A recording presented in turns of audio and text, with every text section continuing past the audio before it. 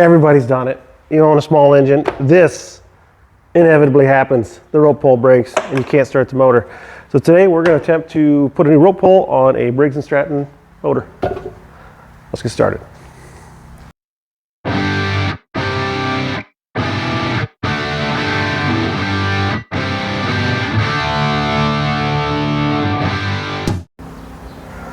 So to get at the rope pull, it normally comes out hither, but it takes a 8mm. There's 3 screws, 1, 2, 3. I'll pull this out and see if we can get to the winding mechanism. All right, I got this off, and I checked. The counterclockwise, it's got some spring to it still, so the spring's fine. It is effectively just rope that broke. First thing I'm going to do is tie this onto this handle somehow. It's going to involve a screwdriver. I got a tiny screwdriver. So you poke the rope up in there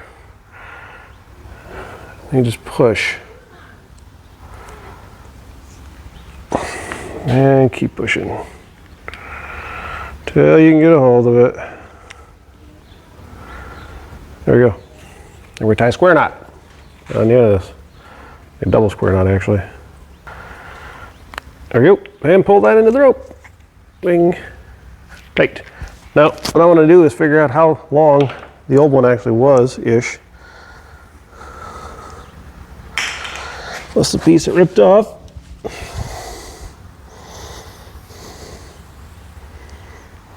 Like yay.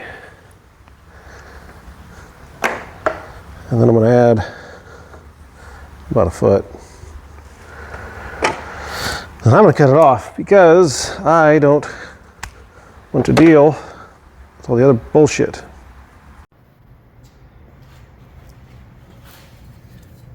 After you get it all apart, you'll notice you've got the hole where your rope came out. And then you'll also, on this itself, you'll notice right about there, just happens to be lined up right now, that is where you tie your knot. So we're gonna have to get the rope through here and into there. But first, you wind this counterclockwise. Oh, before we get there, if you want to check your spring, you wind this. If it doesn't wind, or if you let go and it doesn't do that, your spring's bad. If you take that off, your spring's inside there. I suggest not doing that unless you have to. Anyways, we're going to wind this up counterclockwise as far as we can go. We're holding it with the thumb.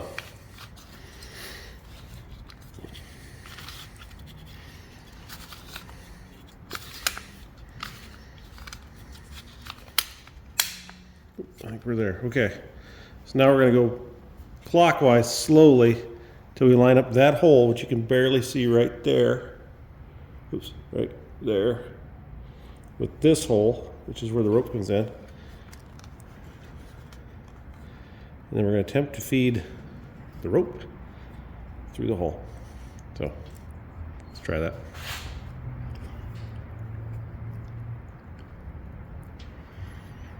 This sometimes works real easily, sometimes not. This also works if you just actually ripped it and it's close to the end.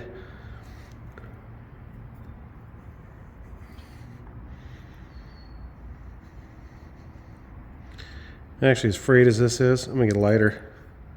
I'm going to light this real quick. So if your rope happens to be frayed, find a lighter. Try and stiffen it up.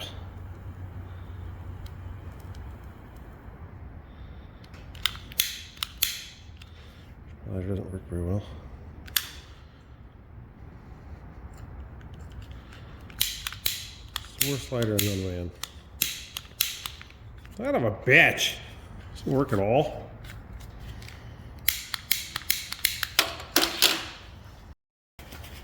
Ugh.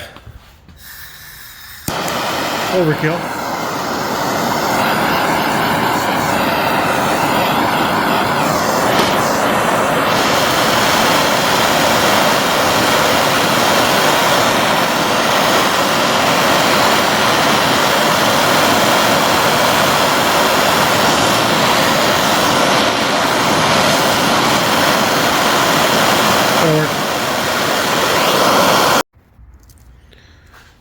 The rope's cooled off, lined up this hole, that hole, which is where it feeds in there. I'm gonna try and sneak this through. Go to your home.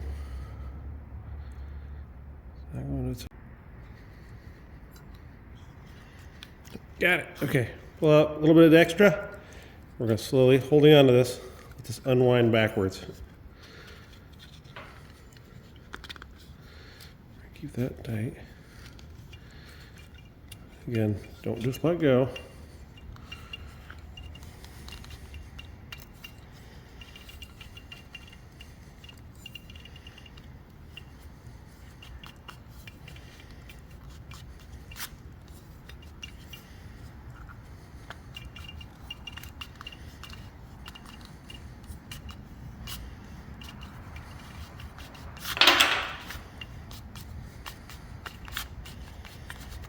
If you did it right, you should end up right there. Okay, we're gonna tie a knot in this. We should be good.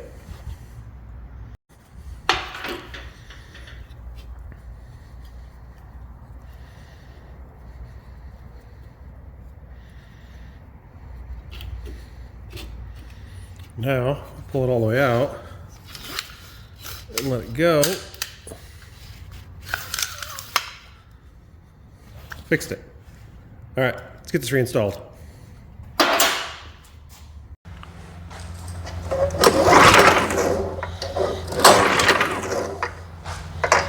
Done. I think this is going to wrap this video up. This motor's out of gas, I think I said earlier, but this is not a video on how to put gas in a small engine to start it. It was how to replace the rope. So put it back together. Enjoy your motor.